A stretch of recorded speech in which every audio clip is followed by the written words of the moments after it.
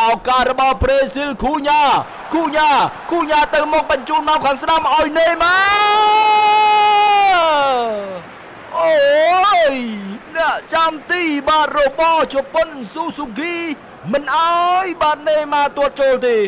ជំរាបសួរប្រិយមិត្តទស្សនិកជនជាទីគោរពនិងជាទីមេត្រីស្វាគមន៍បានមកកាន់ការប្រកួតរវាងក្រុមជម្រើសជាតិប្រេស៊ីលទល់ជាមួយនឹងក្រុមជម្រើសជាតិជប៉ុនដែលជាការប្រកួតបាទនៅក្នុងវគ្គ32ក្រុមចុងក្រោយនៃព្រឹត្តិការណ៍ FIFA World Cup 2026បាទបន្ទាប់ពីការប្រកួតបាទជម្រុះសន្សំពិន្ទុបាទតាមពូលបានបញ្ចប់ទៅ3ជុំបាទឥឡូវនេះគឺវគ្គ32ក្រុមបានឈានមកដល់ហើយវត្តមានកីឡាករទាំងពីរក៏បានធ្វើដំណើរចូលមកកាន់ទីលានប្រកួតប្រិយមិត្តទស្សនិកជនបាទជាទីគោរពនិងជាទីមេត្រីយើងទៅទស្សនាការប្ររពភ្លេងជាតិបាទរបស់ក្រុមជម្រើសជាតិជប៉ុន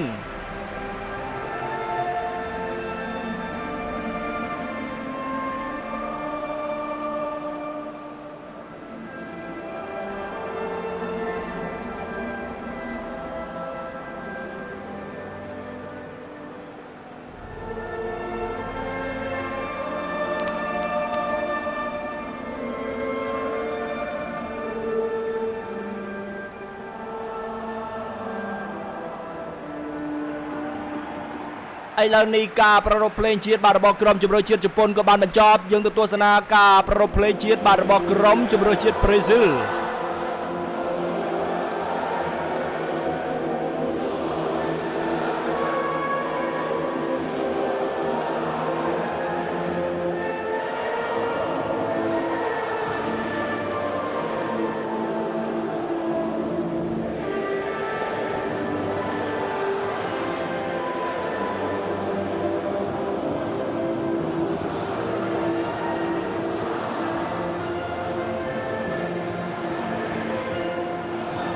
ឥឡូវនេះការប្ររពភ្លេងជាតិបាទរបស់ក្រុមទាំងពីរក៏បានបញ្ចប់វត្តមានកីឡាករទាំងពីរក៏ធ្វើការចាប់ដៃស្វាគមន៍គ្នាមុននឹងការប្រកួតចាប់ផ្ដើមនេះជា11អ្នកបាទរបស់ប្រេស៊ីលមាន Alisson Becker ដែលជាអ្នកចាំទីខ្សែការពារ Gabriel Magalhaes មាន Marquinhos មាន Douglas Luiz ខាងលើបាទមាន Neymar មាន Cunha ជាមួយនឹង Vinicius Junior ដោយសារតែឡាញអាប់លឿនពេកដូច្នេះខ្ញុំបាទអត្ថាធិប្បាយមិនទាន់នេះជា11អ្នកបាទរបស់ជប៉ុនមានអ្នកចាំទី Suzuki បាទខណៈដែលខាងលើបាទមាន Doan មាន Kamada បាទមានសាតូបាទជាមួយនឹងកីឡាករដូអានផងដែរហើយក៏សូមអធិស្ឋានផងបាទដោយសារថាឡាញអាប់លឿនពេកអញ្ចឹងទៅក៏អត្ថាធិប្បាយមិនទាន់ឥឡូវនេះបាល់ត្រៀមកែដោយក្រុមជម្រើសជាតិប្រេស៊ីលគូញ៉ា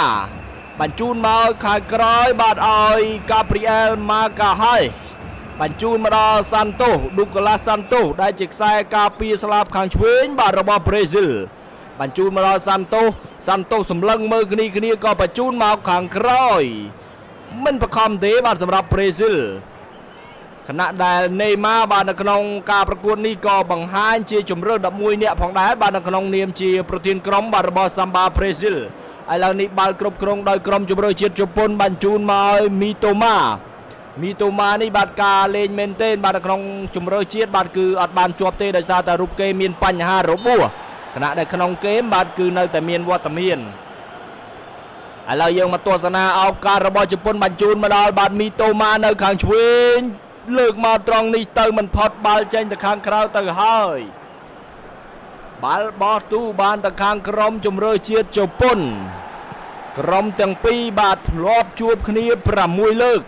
ឥឡូវយើងបន្តទស្សនាបាទឱកាសរបស់ប្រេស៊ីលបន្តិចសិននេម៉ាសម្លឹងទៅស្លាប់ខាងឆ្វេងតែទៅមិនផុតឡើយបាល់បាទគ្រប់គ្រងដោយក្រុមសាមុរ៉ៃជប៉ុននេះល្អមែនទែនបាទពួកគេធ្វើបានចំណាត់ថ្នាក់លេខ2បាទមកពីពូល F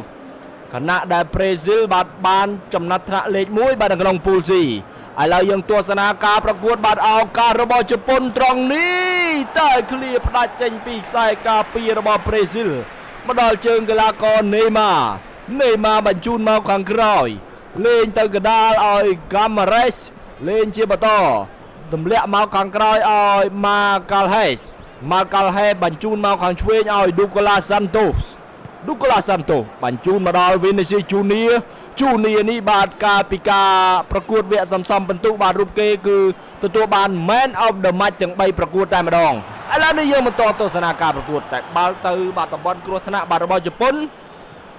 ប៉ុន្តែមិនជាបញ្ហាឡើយ បាល់បន្តគ្រប់គ្រងបាត់ដោយប្រេស៊ីលកាសេមីរ៉ូបញ្ជូនឲ្យម៉ាគ្វីញ៉ូសបញ្ជូនឲ្យដេនីឡូនេះបាទគឺជាអតីតកីឡាកររបស់រីអាល់ម៉ាឌ្រីតលេងមកដល់ខាងលើគូញ៉ាតែបន្តិចតែទៅមិនផុតបាទពីខ្សែការពាររបស់ជប៉ុនឡើយទាត់មួយជើងបាទពីសំណាក់បាទអ្នកចាំទីសូស៊ូគីឥឡូវក៏បន្តសម្រុកទៅជាបន្តបាទរបស់ប្រេស៊ីលឱកាសរបស់ប្រេស៊ីលឌូកូឡាល្វីលើកហើយក៏បៃស៊ីខលគីកបាទពីគូញ៉ាប៉ុន្តែបាល់ត្រង់នេះបាទទោះបីជាចូលក៏លោកអាញាកដាលមិនអោយទេបាទដោយសារតែបាល់នេះគឺជាបាល់អោហ្សាយឥឡូវយើងបន្តទស្សនាការប្រកួតជាបន្តទាត់ចេញបាទពីអ្នកចាំទីរបស់ជប៉ុនតែមួយក្បាលបន្តិចក៏មកដល់ជើងបាទមិត្តរួមក្រុមជាបន្តដូអានត្រង់នេះទៅមិនផុតលោកអាញាកដាលក៏ពិន័យបាទទៅលើកីឡាកររបស់ប្រេស៊ីលទៅហើយឥឡូវយើងទៅទស្សនាឱកាសសម្រុកបាទជាបន្តប្រេស៊ីលគ្រប់គ្រងបាល់បាទឱកាសរបស់ប្រេស៊ីលគូញ៉ាទៅមុខបញ្ជូនមកខាងស្ដាំឲ្យណេម៉ាអូយអ្នកចាំទីបាទរបស់ជប៉ុនស៊ូស៊ូគីមិនអោយបាទណេម៉ាទាត់ចូលទេនេះ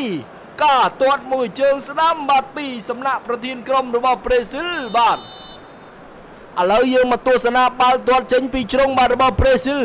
ណេម៉ាបញ្ជូនខ្លីៗឲ្យហ្វាប៊ីញ៉ូឲ្យណេម៉ាសាជាថ្មី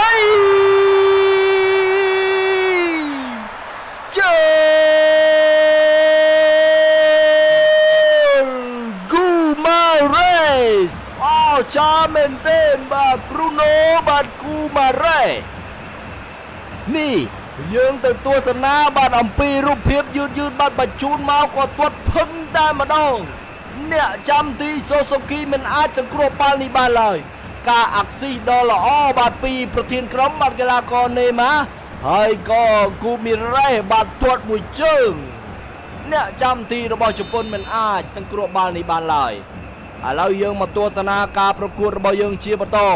ត្រឹមតែ28នាទីប្រេស៊ីលបាទកំពុងតែនាំមុខបាទទៅលើក្រុមលំដាប់កំពូលនៅអាស៊ីយើងហើយបាទគឺក្រុមសាមុរ៉ៃជប៉ុន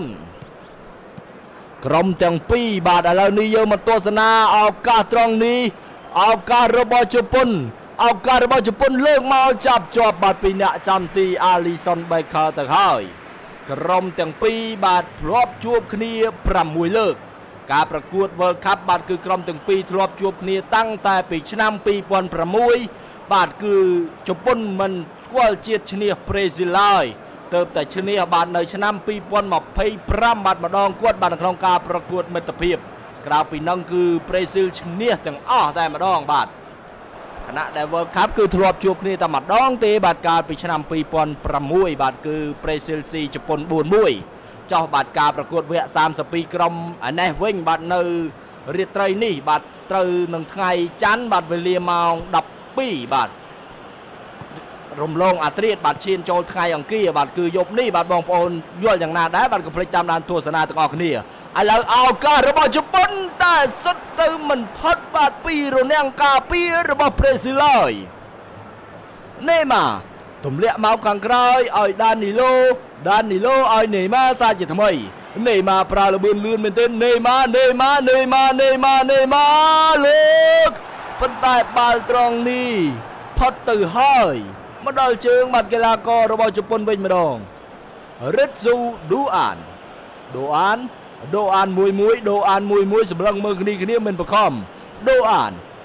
សម្លឹងមើលគ្នាដូអានកឹបមួយក៏បញ្ជូនមកខាងក្រោយគ្រប់គ្រងស្ថានភាពតាមដែលអាចធ្វើទៅបាន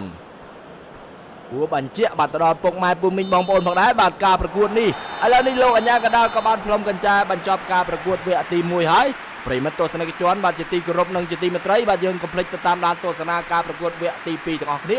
តើប្រេស៊ីលដាក់មកគ្រាប់បន្ថែមឬក៏ជប៉ុនបាទជាអ្នកតាមស្មើឬក៏យ៉ាងណាយ៉ាងណីរងចាំទស្សនា45នាទីចុងក្រោយទាំងអស់គ្នាឥឡូវនេះបាទបាល់លេងដោយក្រុមជម្រើសជាតិជប៉ុនបញ្ជូនខ្លីតាណាកេបញ្ជូនឲ្យយូអេដាបញ្ជូនមកត្រង់នេះ មីតូម៉ាតែទៅមិនផុតបាទពីកីឡាកររបស់ប្រេស៊ីលឡើយ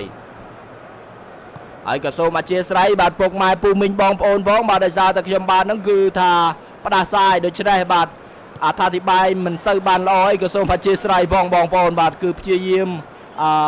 នាំយកក៏ដូចជាផ្សាយជូនបងប្អូនទស្សនាសបាយឥឡូវនេះឱកាសប្រេស៊ីលល្បិចប៉ុន្តែ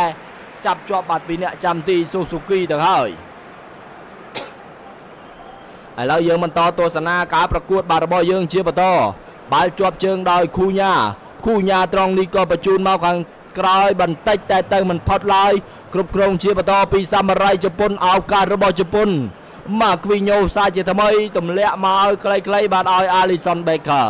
សម្រាប់ការប្រកួតបាទនារីត្រីនេះខ្ញុំបាទគិតថាជប៉ុនបាទនៅតែមិនទាន់អាចឡើងទៅវគ្គ16ក្រុមបានទេបាទក្រោយតែពីជួបជាមួយនឹងក្រុមខ្លាំងបាទប្រេស៊ីលខ្ញុំគិតថាប្រេស៊ីលបាទនឹងយកឈ្នះបាទទៅលើជប៉ុននៅលទ្ធផល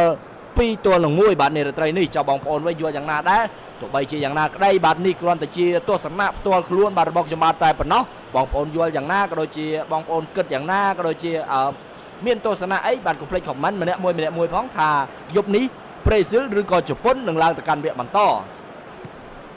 ឡូវយើងបន្តទស្សនាការប្រកួតយើងជាបន្តម៉ាគ្វីញ៉ូទៅមិនផុតឱកាសរបស់ជប៉ុនតែក៏យកបាល់បានបាទពីជប៉ុនណេម៉ាបញ្ជូនឲ្យគូញ៉ាសម្លឹងមើលគ្នាឲ្យណេម៉ាសាជាថ្មីណេម៉ាស្រូទៅស្លាប់ខាងស្ដាំឲ្យដេនីឡូតែទៅមិនផុតឡើយប៉ះនឹងរនាំងការពារក៏មកដល់ជើងណេម៉ាសាជាថ្មីដានីឡូឲ្យណេម៉ាសម្លឹងមើលគ្នាណេម៉ាក៏ទម្លាក់មកខាងក្រោយឲ្យបាទគូម៉ារ៉ាស់បាទដែលជាអ្នក